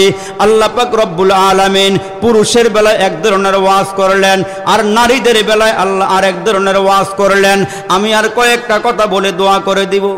তার যেমনি মাইকের আওয়াজ হইতেছে, এই দুই আওয়াজে একলগে বাড়ি খেলে ওয়াজ করা যায় না, তখন মেমোরি কোন দিক জানে ঘুরা যাইতেছে, এই জন্য বেশি লম্বা হবে না, আর কয়েকটা কথা আমি বলবো। তো দুনিয়ার মধ্যে আদম আর হাওয়া যখন আসলো, একদিকে পুরুষ আর একদিকে নারী, তাইলে আমার আল্লাহ পুরুষদেরকে ওয়াজ করছেন, আবার নারীদেরকে ওয়াজ করছেন। পুরুষের ওয়াজটা আল্লাহ কি করছেন? আল্লাহ বলেন, ফাইজা কুদিয়াতিস সালাতু ফান্তাশিরু ফিল আরদ। আল্লাহ ডাক দিয়া কয়, হে পুরুষের দল, ভালো করে শোনেন, হে পুরুষের দল, ফাইজা কুদিয়াতিস সালাহ, যখন নামাজ কমপ্লিট হয়ে যাবে, সালাত শেষ হয়ে যাবে, তাইলে বোঝা গেল যে যেখানেই থাকবেন, যখন আজান হয়ে যাবে, আজান হওয়ার পরে প্রত্যেকটা বালেগ পুরুষকে আল্লাহর ঘর মসজিদে ঢুকতে হবে। আর যখন ঢুকার পরে নামাজ কমপ্লিট হবে, সালাত কমপ্লিট হবে, কমপ্লিট হওয়ার পরে আল্লাহ বলেন, ফাইজা কুদিয়াতিস সালাত ফান্তাশিরু ফিল আরদ, যখন তোমাদের নামাজ শেষ হয়ে যাবে, আউয়াল নামাজ, তারপরে কাজ, নামাজ শেষ কইরা ফান্তাশিরু ফিল আরদ, তোমরা জমিনে ছড়িয়ে ছিটিয়ে পড়ো, যার যেখানে কর্ম আছে কর্মস্থলে চলে যাও। এইটা পুরুষের বেলায় ওয়াজ। আর নারীদেরকে আল্লাহ বলতেছেন, ওয়াকরনা ফি বুয়ুতি কুন্না ওয়ালা তাবাররুজনা তাবাররুজাল জাহিলিয়াতিল উলা, হে নারীরা বড় বড় যুগের নারীদের মতো উলঙ্গ অর্ধ উলঙ্গ হয়ে রাস্তায় বের হইও না। এই হুকুমটা কার? আরো জোরে। বেপর্দা হয়ে রাস্তায় চলাফেরা করিও না, এই হুকুমটা কার? আল্লাহ। এই জন্য রসুলও ডাক দিয়ে কয়, উম্মতের নারীরা 4টা কাজ করবে। এই উম্মতের নারীরা 4টা কাজ করে মারা গেলে, যেদিন মারা যাবে কবরে শোয়া হবে, মরার সঙ্গে সঙ্গে এদের জান্নাতের ফয়সালা। সুবহানাল্লাহ জোরে বলে। 1 নম্বরে 5 ওয়াক্ত নামাজ। কয় ওয়াক্ত নামাজ? বলেন জোরে, কয় ওয়াক্ত নামাজ? 5 ওয়াক্ত নামাজ। 2 নম্বরে রমজান মাসের রোজা। 3 নম্বরে স্বামীর খেদমত। 4 নম্বরে পর্দা সহকারে চলাফেরা। এই 4 কাজ করে যে নারী মারা যাবে, মরার সঙ্গে সঙ্গে এর আল্লাহর জান্নাতে চলে যাবে। আচ্ছা, আমার নবীজির ছোট্ট মেয়ের নাম কি? ফাতেমা। কি নাম? বলেন না জোরে, কি নাম? ফাতেমা। তো নবীজি এই মেয়েটারে খুব আদর করতেন। খুব ভালোবাসতেন, খুব মোহাব্বত করতেন। রসুলে আরবি মা খাদিজা দুনিয়া থেকে বিদায় হওয়ার পরে সর্বশেষ রসুল যখন জেহাদের ময়দানে যাইতেন, সর্বশেষ বিদায়টা ফাতেমার নিকট থেকে নবীজি নিয়ে যাইতেন। আবার যখন জেহাদের ময়দান থেকে ফিরতেন, সকলের আগে আইসা এই ফাতেমার সঙ্গে নবীজি দেখা করতেন। সুবহানাল্লাহ বলেন। তো এই ফাতেমা একদিন নবীজির বাড়িতে গেলেন। যাওয়ার পরপরই আল্লাহর নবী সরকারে দু আলম নবী এই ফাতেমার বাড়িতে, ফাতেমা নবীজির বাড়িতে গেলেন, আবার নবীজিও ফাতেমার বাড়িতে আসলেন। কিন্তু একদিন ফাতেমা নবীর বাড়ি যাওয়ার পর এই ছোট্ট মেয়ে ফাতেমাকে দেখে আমার নবী মুস্কি মুস্কি হাসতেছে। তো আমার নবীকে ফাতেমা জিজ্ঞেস করে, বাবা, যে কোনো সময় আসি চেহারা মলিন দেখি, কান্না কান্না ভাব দেখি, আজকে আমাকে দেখে আপনি মুস্কি মুস্কি হাসলেন। ওই মুহূর্তে নবীজি ডাক দিয়ে কে, মাগো, তোমার জন্য একটা সুসংবাদ আছে, এই জন্য আমি আজকে তোমার দেখে মুস্কি হাসতেছি। বলেন না জোরে সুবহানাল্লাহ। আব্বা, কি সুসংবাদ? কয়, মাগো, আমার আল্লাহ তোমার জান্নাতের মহিলাদের সর্দারনি বানাইছে। সুবহানাল্লাহ জোরে কর। তবে মা, একটা কথা তোমারে বলি। কয়, কি কথা? কয়, মাগো, তোমার আগে আগে তুমি তো জান্নাতে যাইবা, জান্নাতের সর্দারনি আল্লাহ তোমার যেহেতু বানাইছে, তোমার আগে আগে একজন কাঠুরিয়ার বিবি আল্লাহর জান্নাতে যাবে। বড় করে কর না সুবহানাল্লাহ। এইটা বলে আমি দোয়া করে দেব। নবীজি ডাক দিয়ে কয়, আমি যদি জান্নাতের সর্দারনি হই, তাহলে আমার আগে আগে কাঠুরিয়ার বিবি জান্নাতে যাবে। আব্বা, বুঝলাম না। কয়, তার সঙ্গে তুমি একটু দেখা কইরো। সুবহানাল্লাহ কর। তার সঙ্গে একটু দেখা কইরো। আব্বা, ওনার বাড়ি? তোমার বাড়ির পাশাপাশি জংলার মধ্যে এক ছোট্ট একটা কুড়ে ঘর আছে, ওই ঘরের মধ্যে স্বামী আর স্ত্রী বসবাস করে, তার সঙ্গে একটু দেখা কইরো। আমার মুসলমান বাবাজির আরিফ, আমার মায়ের আগো কান লাগায় শুনিয়া যাও। নবীজি ডাক দিয়া কয়, ফাতেমার ওই নারীর সঙ্গে তুমি একটু দেখা কইরো, যেই মহিলাটা তোমার আগে আগে আল্লাহর জান্নাতে যাবে। বাবাজির আরিফ, এই আওয়াজটা দেওয়ার পরে ফাতেমা, যেই ফাতেমার সঙ্গে কাঠুরিয়ার বিবি দেখা করার জন্য পাগল, নবীজি ডাক দিয়া কয়, তুমি তার সঙ্গে একটু দেখা করিও। এইটা বলার পরে একদিন ফাতেমা ওই কাঠুরিয়ার স্ত্রীর ঘরের সামনে গিয়ে দাঁড়ায় আওয়াজ দিল। নবীজির ঠিকানা নিয়া ঘরের দরওয়াজায় যখন আওয়াজ দিছে, ঘরের ভিতর থেকে সিটকারি লাগানো মহিলায় ডাক দিয়া কয়, কে? আমি ফাতেমা। সুবহানাল্লাহ।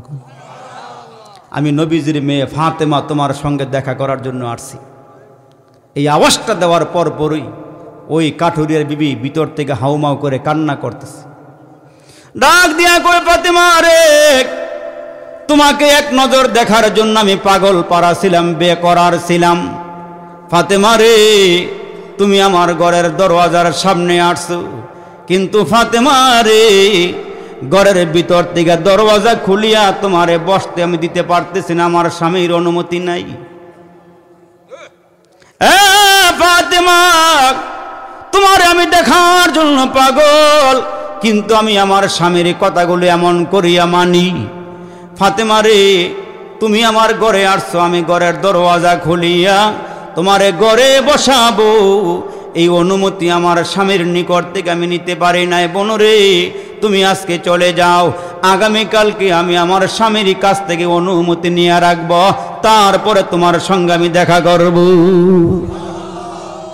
ওই কাঠুরের বিবির নাম হলো জামিলা। ওই জামিলা ডাক দিয়া কয়, ফাতেমা রে বোন, তুমি চলে যাও। কান্নার কান্না করিয়া বিদায় করিয়া দিলি। ফাতেমা চলে আসলো, আল্লাহকে ডাক দিয়ে কয়, আল্লাহ রে, এটা কেমন মহিলা, যেই মহিলা নবীর মেয়ের কথা শোনার পরেও দরওয়াজা খুলল না, আমার সঙ্গে দেখা করলো, এটা কেমন নারী। চলে আসছি। পরের দিন সকালবেলা ও মুসলমান রওনা দিয়েছি, ওই কাঠুরিয়ার বিবি জামিলার সঙ্গে দেখা করবি। ওই মুহূর্তে মা ফাতেমাকে ডাক দিয়ে বলল, হাসান ডাক দিয়া কয়, মারে তুমি কই যাও? কয়, কাঠুরিয়ার বিবির সঙ্গে দেখা করার জন্য আমি জংলায় যাব।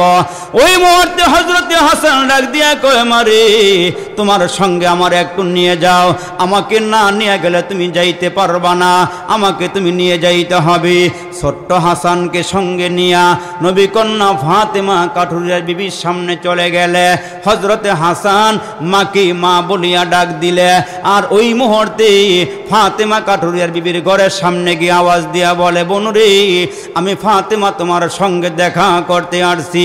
এরে বোন, ঘরের দরওয়াজা খুলিয়া দাও, তোমার সঙ্গে আমি একটু দেখা করি। ভিতর থেকে জামিলা কাঠুরির স্ত্রী ডাক দেয়া কয়, ফাতেমা রে, ঘরের দরওয়াজায় দাঁড়াইছ, কিন্তু তোমার সাথে মনে হয় কোনো একজন বাচ্চা আছে, যেই বাচ্চার আওয়াজটা আমার কানের ভিতরে ঢুকছে। এই বাচ্চা কে? কয়, আমার বাচ্চা হাসান। কয়, ফাতেমা রে, স্বামীর নিকট থেকে শুধুমাত্র কেবলমাত্র তোমার সঙ্গে দেখা করার অনুমতি নিয়েছি, তোমার বাচ্চা হাসান সঙ্গে করে নিয়ে আসবা, এই অনুমতি আমি স্বামীর নিকট থেকে নেই নাই। যাও বোন, তুমি চলে যাও, তোমার সঙ্গে আমি দেখা করতে পারবো না। যাও, আজকে চলে যাও। তুমি যে হাসানকে নিয়ে আসছো, আগামীকালকে আমার স্বামীর সঙ্গে রাতের বেলা আমি আলোচনা করব, আমি হাসানের পারমিশন নিয়ে রাখব, তারপরে তুমি হাসানকে নিয়ে আইসো।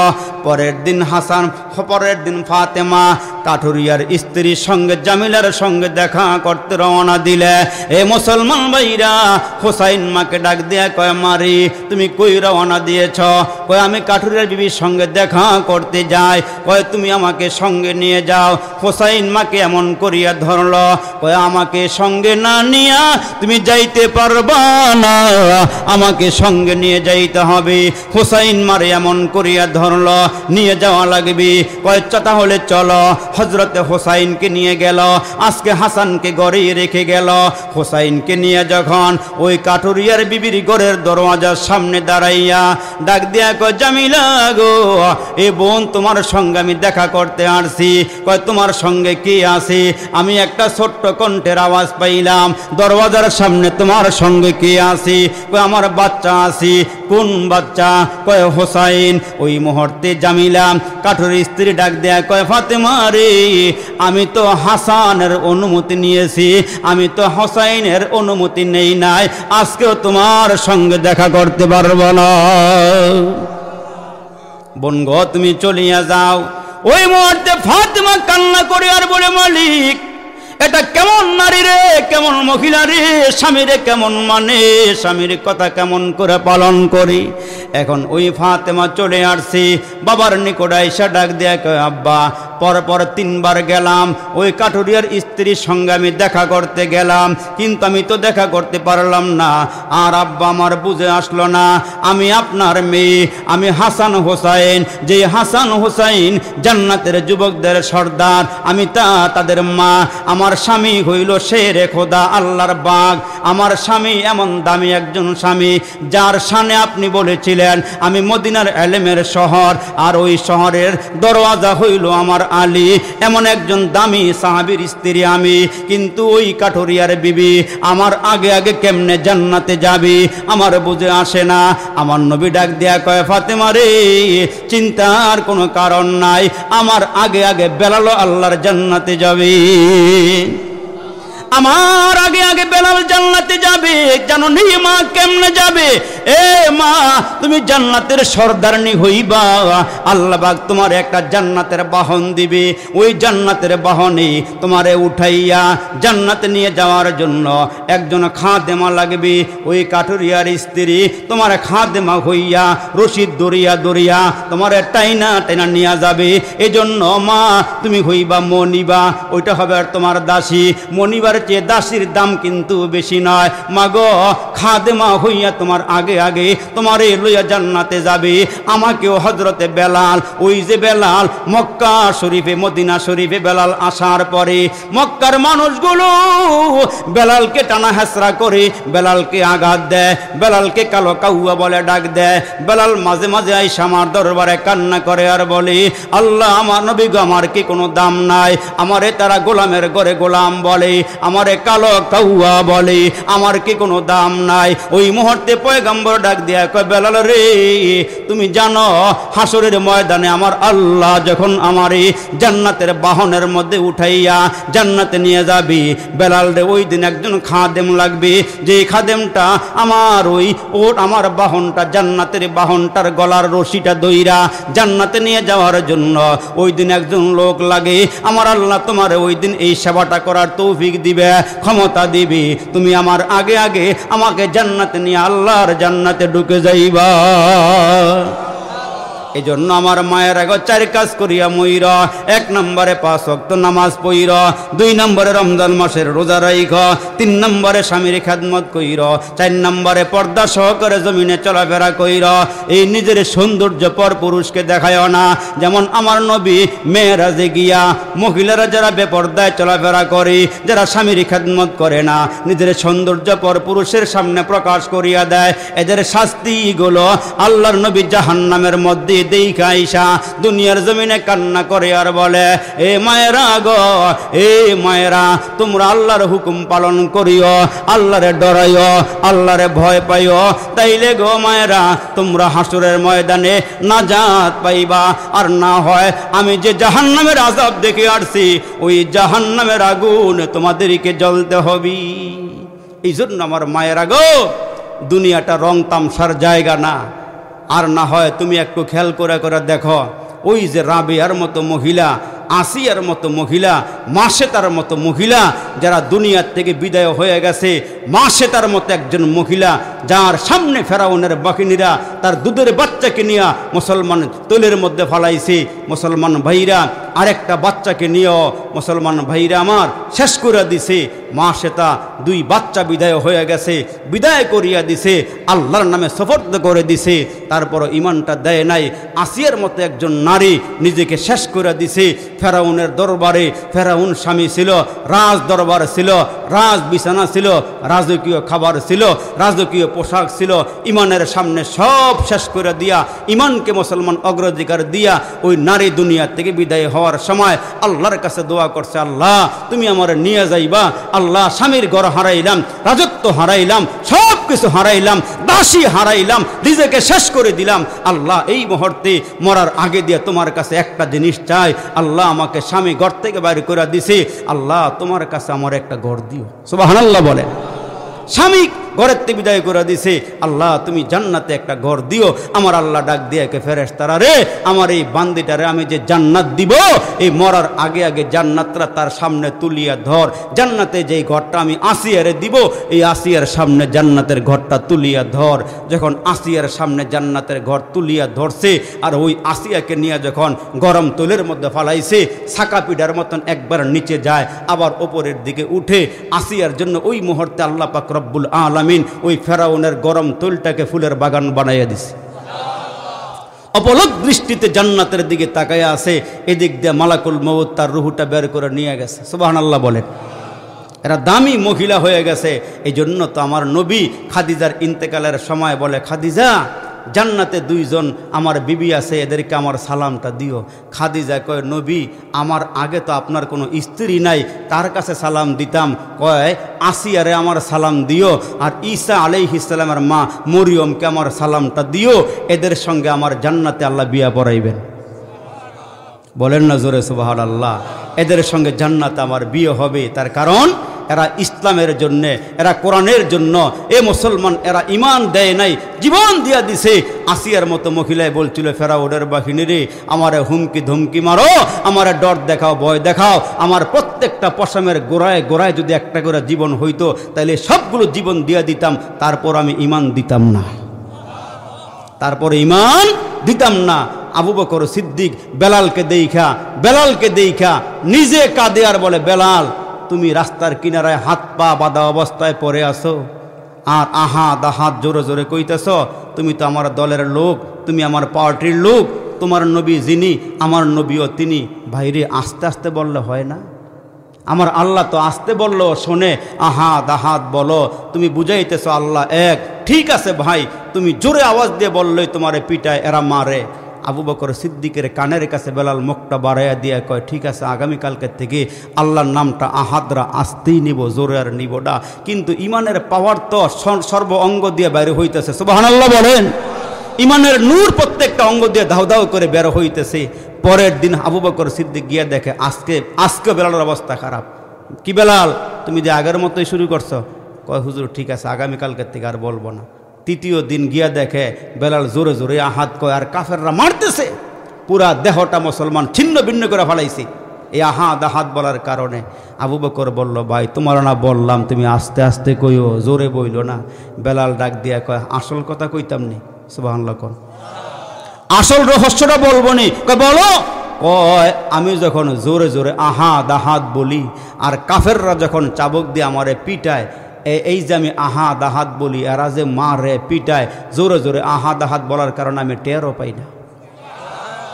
সুবহানাল্লাহ কোন না জোরে, আমি টেরও পাই না। আরে বেলাল তো ঠোঁট মোড়া, দাঁতের ফিনিশিং বালানা, চেহারা বালানা। উনি মুসলমান আসছে হাফসার থেকে আইসা কালমা গ্রহণ কইরা নবীজির মুয়াজ্জিন হইছে। কয় আশহাদু কইতে না, আশহাদু আশহাদু বাইরে, মুখে জড়তা বাইরে না। কাফেররা নবীজির কাছে গিয়া কয়, মোহাম্মদ একটা মুয়াজ্জিন যে বানাইছে না, ঠিক মতো আজানটাও দিবার পারে না, আশহাদু বলতে না, আসাদু আসাদু বলে। নবীজি কথাটা শোনার পরে এখন কি করা যায়? মুয়াজ্জিনের পথ থেকে তারে বহিষ্কার করে ফজরের আজান আর দিও না। নবীজি কারণ? কয় মক্কার কাফেররা তোমার নিয়ে ঠাট্টা করে, তুমি নাকি আশহাদু বলতে পারো না। এখন নবীজির কাছ যখন কথাটা শুনছে যে মুয়াজ্জিনের পথ নাই, তখন সবাই গেছে গা ঘরে, বেলাল যায় নাই। মসজিদের কোনার মধ্যে বসে বসে কান্দে আর কয়, আল্লাহ সবাই ছাড়লো, তুমি আমার ছাড়তারো না। জোরে কর না সুবহানাল্লাহ। আল্লাহ সবাই বাদ দিল, তুমি আমার বাদ দিতে পারো না। আল্লাহ আজান তো দেই তোমার লেগে, আল্লাহ আজান দেই তোমার জন্য, আল্লাহু আকবার আওয়াজটা দেই, তুমি বড়, এই কথাটা আমি বলি। আল্লাহ তুমি যদি আমার না বলাও কিছু করার নাই, কিন্তু মনে বড় আফসোস। আল্লাহ আমি চাইছিলাম যে মুয়াজ্জিনের পদরা বহাল থাকুক। বেলালটা নামাই দিছে, ফজরের আজান দিয়ে দিছে, চমৎকার আজান, সুমধুর কণ্ঠে। নবীজি সুন্নত পড়ছে, সাহাবীরা সুন্নত পড়ে বসে রয়েছে। নামাজের ওয়াক্ত হইলে ফজরের নামাজ শুরু হবে। আল্লাহর কি মর্জি, আজানের আওয়াজ তো উপরে যায় না, আর ফর্সাও হয় না। মুসলমান অনেক সময় হয়ে গেলে নবী কয়, কিরে এখনো কি ফর্সা হইতো না, নামাজ কি পড়তাম না? জিবরাইল এসে ডাক দিয়ে কয়, হুজুর অনেক টাইম হয়, বেলাল কেন আজান দেয় না? অসুস্থ বেলাল? কয় না সুস্থ। আজান দেয় না কেন? কয় মুয়াজ্জিনের পথ থেকে বহিষ্কার করা হয়েছে। কয় আল্লাহ তারে বহিষ্কার করে নাই। বলেন না জোরে সুবহানাল্লাহ। কয় আল্লাহ তারে বহিষ্কার করে নাই, আজান দিবার কোন, আজান না দিলে ফর্সা হইব না, আজান না দিলে ফর্সা হইব না। আরে যেমন ইমাম তেমন মুয়াজ্জিন। আমার নবীর মুয়াজ্জিন বেলাল রমজান মাসে নবীজি হজরতে আলীকে নিয়ে সেহরি খাইতেছে। আমার প্রায় কথা শেষের দিকে চলে আসছে। সেহরি খাইতেছে, এই রমজান সামনে আসতেছে। দেখবেন এই রমজান মাস আসলে অনেকের গ্যাস্ট্রিক শুরু হইব, এই গ্যাস্ট্রিকেতে আলসার শুরু হইব, ঠিক কিনাও? যেমন গাফার সাহেব হুজুর একটা ওয়াজ করছিল যে এক এলাকার মানুষ বলে রোজা রাখে না, দিনের বেলা খুব খায়। তো হুজুরে বলল রমজান আসলেই রোজা ফরজ, ঠিক নিও? কথা কইন, রমজান আসলেই রোজা ফরজ। তো হুজুরে ওয়াজ করতে করতে একবারে পুরা মজমা ওয়াজ টস দিয়ে গেছে, রমজান আসলেই রোজা ফরজ। এখন এলাকার লোকেরা মিটিং দিছে যে রমজান আসলে বলে রোজা ফরজ, দেখমু রমজানটা কোন দিক দেয়, বুঝেন নাই মনে হয়? দেখমু রমজানটা কোন দিক দিয়ে আসে। এই গর্দবগুলো বলদগুলো মিটিং কইরা জায়গায় জায়গায় লোক ফিটিং করে রাখছে, রমজান কোন দিক দেয়, রমজান আসলে রোজা ফরজ, যেন রমজান এই গ্রামে ঢুকতে না পারে। কয়েকদিন পরে ফজরের আজানের আগে দক্ষিণ এলাকা দিয়ে এক লোক দুইটা বলদ লইয়া, নাঙ্গল জোয়ালটা কান্দে লইয়া, হাল্লা বাজনটা লগে লইয়া হাল চাষ করার জন্য আসতেছে। এই লোকেরা দৌড়ে গিয়া বলে, এই তুমি কে? আমি রমজান। কি কইছে? এই লোকেরাকে বহুত দিন পরে পাইছি, এত কষ্ট রাত জেগে জেগে তোমার খোঁজ দাসি। এই রমজান রে মারে না, রমজানের গরু বলদ যা সব মাইরা ফিনিশ করে লাইছে। রমজানও নাই, রোজাও নাই, রমজানও নাই, রোজাও নাই। এই রমজান রে বিদায় করে দিছে। আমগো রমজান সামনে আসেনি? কথা রমজান সামনে আসেনি? রমজান সামনে আইতেছে, প্রস্তুতি নেন। গ্যাস্ট্রিকের বড়ি যদি 20 না ধরে 40 খান, খাইয়া পেটপট ক্লিয়ার করে রোজা রাখতে হবে। প্রত্যেকটা বালকের জন্য রোজা রাখা কি? রোজা রাখা কি ফরজ। তো নবীজি এই রোজা সেহরি খাইতেছে হজরতে আলীকে দিয়ে। তো বেলাল আসছে বাড়ির থেকে আইসা আজান দিব, আজানের টাইমের আগেই আসছে। আইসা কয় দেখে এই তো আমার ইমাম সাহেব হুজুরের খবর কি? তো নবীজির হুজুরের কাছে গিয়ে দেখে নবীজি হজরতে আলীকে নিয়ে সেহরি খাইতেছে আর দুই জামাই শ্বশুরে বসে বসে কথা কইতেছে। তো হজরতে আলী কয় ঠিক আছে, একটু পরে আবার আসি। অনেকক্ষণ পরে এসে দেখে আগের মতো নবীজি খানাও খায়, হজরতে বেলালকে নিয়ে আলোচনাও করতেছে। হজরতে বেলাল মনে করছে মনে হয় জামাই শ্বশুর বই আলাপ করতেছে, মনে হয় টাইমের খবর নাই, সেহরি খাইতে আছে, মনে হয় টাইম ওভার হয়ে যাইতেছে। বেলাল গিয়া সামনে আগুয়ে গিয়া কয় আল্লাহ নবী, আল্লাহর কসম করে বলি সময় শেষ, সেহরি খাওয়া বন্ধ করেন। তো নবীজি যখন আল্লাহর নামের কসম খাইছে, বেলাল হাতটা উড়ে ফেলাইছে, হাত মুচ্চা টুচ্চা দিকে বেলাল কয় আসছি নবী। কয় তুমি কইলা আল্লাহর নাম লয়ে কইলা যে আল্লাহর কসম করে কই সেহরি খাওয়ার টাইম শেষ। আমি এমন একজন নবী, যতক্ষণ না পর্যন্ত আমি সেহরি খাওয়া বন্ধ না করব সেহরির টাইম শেষ হবে না। আর একটু জোরে কোন সুবহানাল্লাহ। টাইম শেষ হবে না। যেই নবীর উসিলায় ডুবে যাওয়া সূর্য আবার উঠে পড়ে, যেই নবীর খাতিরে আল্লাহ দুনিয়াটা সুন্দর করে সাজায়া বানায় রেখে দিয়েছেন, আর ওই নবীর উম্মত আল্লাহ আমরারে বানাইছেন। এই জন্য আল্লাহ রসুল ডাক দিয়ে বলেন আমি যেমন দামি আমার উম্মত তেমন দামি, আমি আগে জান্নাতে যাব, তারপর আমার উম্মতেরা জান্নাতে যাবে। সুবহানাল্লাহ জোরে বলেন। ওই দামি উম্মতগুলো মুসলমান কপাল দিছে একজনে, সিজদা দেয় গিয়ে আরেকজন রে। ঠিক কিনা জোরে কন? মুনি হলে এক বেডার, কামলা দেয় আরেক বেডার। রাগ হয়েছেন মনে হয়? কামলা হলে এক বেডার, মুনি খাটে গিয়ে আরেক বেডার। তো সেই বেডার রাগ হইব নি? তোরে বছরকে কামলা রাখলাম বেতন দিয়ে, আমি খাওয়াই, আমি তুই আরেক বেডার কাম করস? আল্লাহ কয় বান্দা কপালটা দিছি আমি আমারে সেটা দেওয়ার লেগা, তুই যখন আজারে বাজারে মাজারে বন্ডা ফিরে পায়ে সেজদা দেস তখন আমার সহ্য হয় না। ওই যে এই দুইজনে স্বামী আর স্ত্রী, কথা লম্বা হয়ে যেতেছে, কষ্ট হচ্ছে আপনার মনে হয়? স্বামী আর স্ত্রী, এই বেচারে একটু হাবলা হাবলা বাবা আর কি, হাবলা বুঝেন তো, একটু ব্যাকল। তো বাজার সদাই করতে গেলেও দেখবেন অনেক বেচারা এমন আছে একারে মাছের লগে তরকারি মিলাই আনে, লাউয়ের লগে চিংড়ি, ইলিশ মাছের লগে কালা বাগুন, একবারে মিলাইয়া বেড়ায়, এই পাশের বেড়ায় আনে। তো এই বেচারাই কইতেছে তুমি বাজারে করতে গেলে তুমি গিয়া কুমড়ার লগে গিয়া লয়ে গিয়া ইলিশ মাছ, লাউয়ের ডোকার লগে লয়ে গিয়া ফাঙ্গাস মাছ, তোমার বাজারের কোনো সিস্টেম নাই। ওই হেই বেড়াই বালা বেড়ায় উঠটা কয় তাইলে তুই হেই বেড়ার কাছে যাই গিয়া, আমার বাজার ভালো না লাগে, হাটটা ভালো লাগছে যাই গিয়া, কয় না এটাকে যাও যেমন লাগে কইছি এমনি কইতেছি। যখন আরেকবারের প্রশংসা করলে নিজের বউ আরেকবারের প্রশংসা করলে মেজাজ গরম হয়ে যাগা।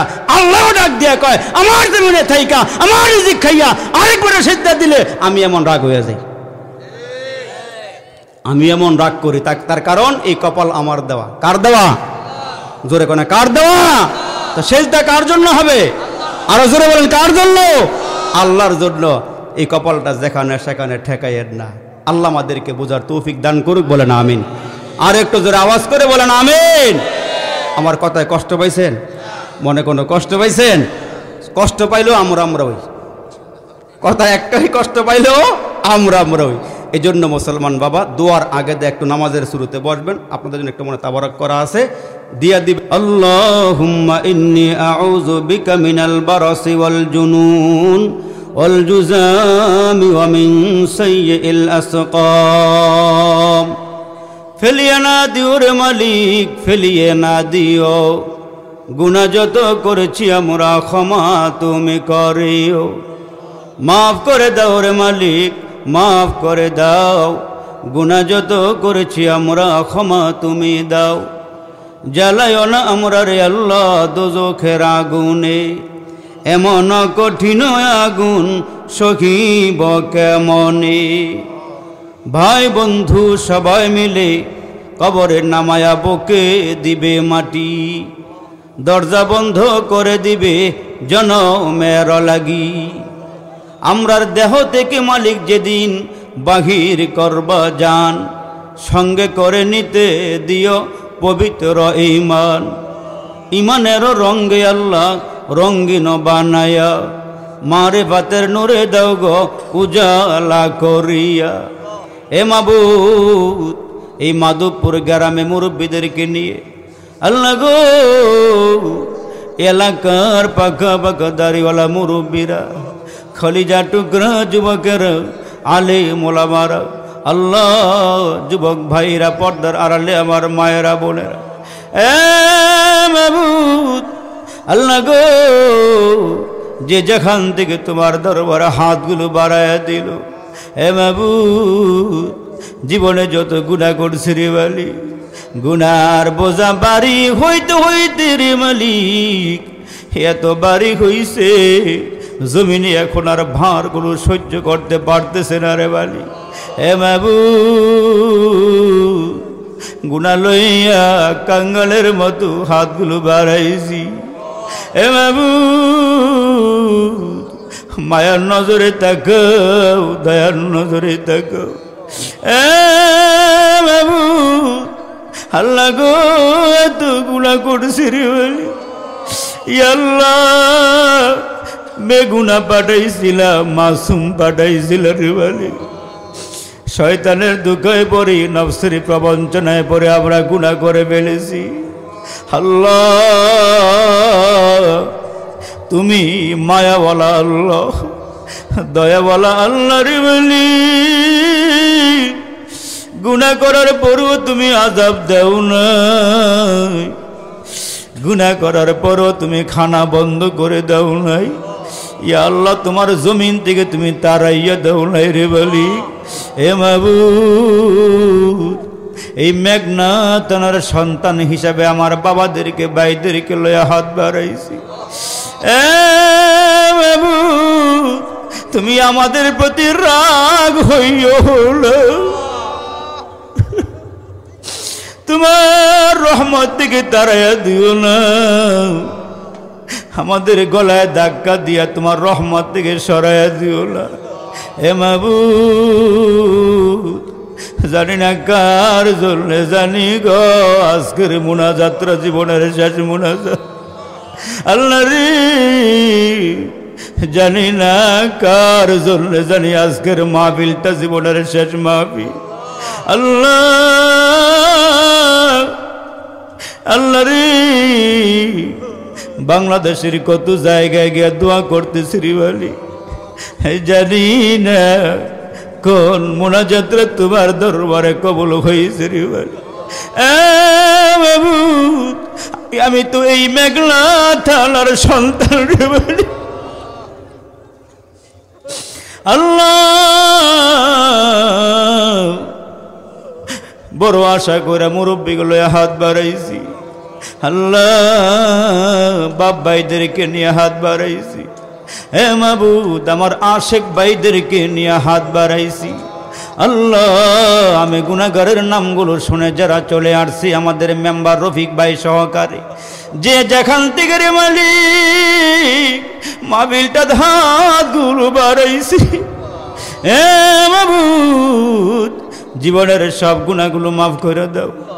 আল্লাহ এই করোনা মহামারীর মধ্যে কত মানুষ কবরে চইলা গেছে, আল্লাহ রে এমন একটা ভাইরাস তুমি পাঠাইছো রে মালিক, যেই ভাইরাসের মরণে বাবা সন্তানের সামনে যায় নাই, সন্তান বাবার সামনে যায় নাই। মাবুদ বাবা ঘরের মধ্যে কাতরায় কাতরায় মারা গেছে, সন্তান কাছে যায় নাই, বিবিও কাছে যায় নাই, ভাই ভাইয়ের কাছে যায় নাই রে ভাই। আল্লাহ স্বেচ্ছাসেবক টিম দিয়া দিয়া আল্লাহ কবরে নামাইছে রে মালিক। মাবুদ আমার বাপ ভাইদের দোয়াগুলো তুমি কবুল করে নাও। আল্লাহ রে কার জানি মা নাই রে, কার জানি বাবা নাই রে, বাবা হারা বাইরা, মা হারা বাইরা, দেখো না দিলটা নরম করতে পারো কিনা রে ভাই। একটা ফোঁটা চোখের পানি ফালাইতে পারো নি, দুইটা চোখের কোনা দিয়া দেখো নি চোখের পানি ফালাইতে পারো নি। তোমার এই চোখের পানি বৃথা যাবে না রে ভাই, তোমার এই চোখের পানি নষ্ট হবে না। আমার আল্লাহ কুদরতি দুইটা হাত তোমার চোখের কিনারায় বাড়াইয়া দিয়া এই চোখের পানি নিয়ে রে বন্ধু ওই কবরে আব্বা আম্মার কবরে ঢেলে দিবেন, আর বলা হবে ওই কবরের ভিতর থেকে আব্বা আম্মা বলবে আল্লাহ কিসের পানি দিলা, আমার আল্লাহ বলবি এটা দুনিয়ার কোনো পানি নয়, আবে হায়াতের পানি নয়, কাউসারের পানি নয়, এ জমজমের পানি নয়। কিসের পানি দিলা এ মালিক? আমরার কবরে এতদিন ধরে জাহান্নামের আগুনগুলো জ্বলতেছে, কিসের পানি দিলা? আমার মালিক ডেকে বলবি এটা দুনিয়ার কোনো পানি নয় রে, এটা হাউজে কাউসারের পানি নয়, এ জমজমের পানি নয়। না না, এই পানি মাধবপুরের গ্রামে মাহফিলে তোমার সন্তানের চোখের পানি, এই পানি রে খাল বিলের পানি নয়, পুকুরের পানি নয়, এই পানি তোমার সন্তানের পানি। ভাই ভাইয়ের জন্য পানি ছাড়ছে, ভাই বোনের জন্য পানি ছাড়ছে, স্বামী তার স্ত্রীর জন্য পানি ছাড়ছে, এই পানি দিয়া কবরের আযাব নিবাইয়া দিলা। জানা নাই রে ভাই, কার আব্বার কার মায়ের নাক দিয়া বিষাক্ত সাপগুলো ঢুকিয়া মুখ দিয়া বাইরে হইতেছে, পুরাটা দেহ কামড়াইতেছে। জানা নাই রে বলি, কার কবরে জাহান্নামের আগুনগুলো ধাও ধাও করে জ্বলতেছে। জানা নাই কার কবরে বিচ্ছুগুলো কামড়াইতেছে। এ ভাই, দিলটাকে এত পাষাণ কেমনে বানাইলি? এ যুবক, তোমার মা তোমার জন্য কত চোখের পানি ফালাইছে রে ভাই, তোমার আব্বা তোমার জন্য কত চোখের পানি ছাড়ছে। আজকে আব্বা মা হারাইয়া রে যুবক, তুমি যদি এক ফোঁটা দুই ফোঁটা চোখের পানি ফেলাইতে পারো, এই চোখের পানি দিয়া আমার আল্লাহ কবরের আযাব নিভাইয়া দিবে। আল্লাহ কে জানি অসুস্থ, কে জানি অসুস্থ, কে জানি অসুস্থ হইয়া হাত বাড়াইছে। আমার ভাই মাওলানা আরিফ ভাই দোয়া চাইছে অনেকের জন্যে অসুস্থ। আল্লাহ অনেকের নামগুলো আমার জানা নাই। এ মাবুদ, যার যার জন্য দোয়া চাইছে এদেরকে সুস্থ করে দাও, পেরেশানিগুলো দূর করে দাও। আল্লাহ মাহফিল কমিটির কবুল করে নাও, সভাপতির থেকে শুরু করে মাহফিল কমিটির মধ্যে যারা আছে সবাইকে কবুল করে নাও। আল্লাহ আমাদেরকে নামাজি বানায়া দাও, এক এবং নেক বানায়া দাও। আল্লাহ আমাদেরকে তুমি মাফ করে দাও, মা বোনদেরকে মাফ করে দাও। আল্লাহ মাহফিলটা তুমি কবুল করে নাও। এ মাবুদ, দেখো না তাকে যুবকরা কেমনে কাঁদে, দেখো না তাকে মুরব্বীরা কেমনে কাঁদে। আল্লাহ তোমার কে মায়া লাগে না রে বালি? তোমার কি মায়া লাগিল রে বালি? দাও না, মাফ করে দাও না। এ বাবা, ডাক দাও না, আল্লাহ দাও না, দাও না, জোরে ডাক দাও না। আল্লাহ মাহফিলটা কবুল করে নাও। আল্লাহ আমাদেরকে মাফ করে দাও। আল্লাহ গ্রামবাসীর মাফ করে দাও, এলাকাবাসীর মাফ করে দাও। এই এলাকা থেকে যারা দেশের বাইরে আছে ভালো রাখো, এদের কামাই রোজের মধ্যে বরকত দান কইরো। করোনা ওমিক্রন মহামারী থেকে আল্লাহ তুমি হেফাজত কইরো। এই মেঘনা থানারে হেফাজত কইরো। আল্লাহ সবাইকে হেফাজত কইরো। तमाम विश्वेर मुसलमानदेरके हेफाजत करियो भाई। मोहब्बते ओयाज शुनलो जारा এই মাহফিলে আসিয়া আল্লাহ তাদের মরণ কইরো কাবা ঘরে নিয়া। আল্লাহ তাদের মরণ কইরো রওজা পাকে নিয়া। আল্লাহ বড় বড় আলেম ওলামারা, আমার ভাই মাওলানা মুসা, এ মাবুদ আল্লাহ রে মাওলানা কামাল ভাই, ইয়া আল্লাহ আরো যারা আলেম ওলামা, আমার ভাই আরিফ ভাই সহকারে আলেম ওলামারা যেখানে যেখান থেকে হাত বাড়াইছে প্রত্যেকের মুনাজাতগুলো কবুল করে নাও। মুরব্বীদের মুনাজাতগুলো কবুল করে নাও, যুবকদের মুনাজাতগুলো কবুল করে নাও। আল্লাহ আমার মা বোনদের মুনাজাতগুলো কবুল করে নাও। রব্বির হামহুমা কামা রব্বায়ানি সগীরা, রব্বির হামহুমা কামা রব্বায়ানি সগীরা। ইয়া আল্লাহ হুযায়ফা ভাই দোয়া চাইছে, আল্লাহ ওনার মনের নেক মাকাসেদ পূরণ করে দাও। ওনার বংশধর থেকে যারা কবর এদেরকে মাফ করে দাও। ও সাল্লাল্লাহু তাআলা আলা খায়রি খালকিহি মুহাম্মাদি ওয়া আলা আলিহি ওয়া সাহবিহি আজমাইন। মৌত নিদান কালের মালিক, ধনী নাই গরিব নাই ছোট নাই বড় নাই, সবার কালিমাটা নসিব করিয়া দিওয়ার পরাইয়া দিও লা ইলাহা ইল্লাল্লাহু মুহাম্মাদুর রাসূলুল্লাহ।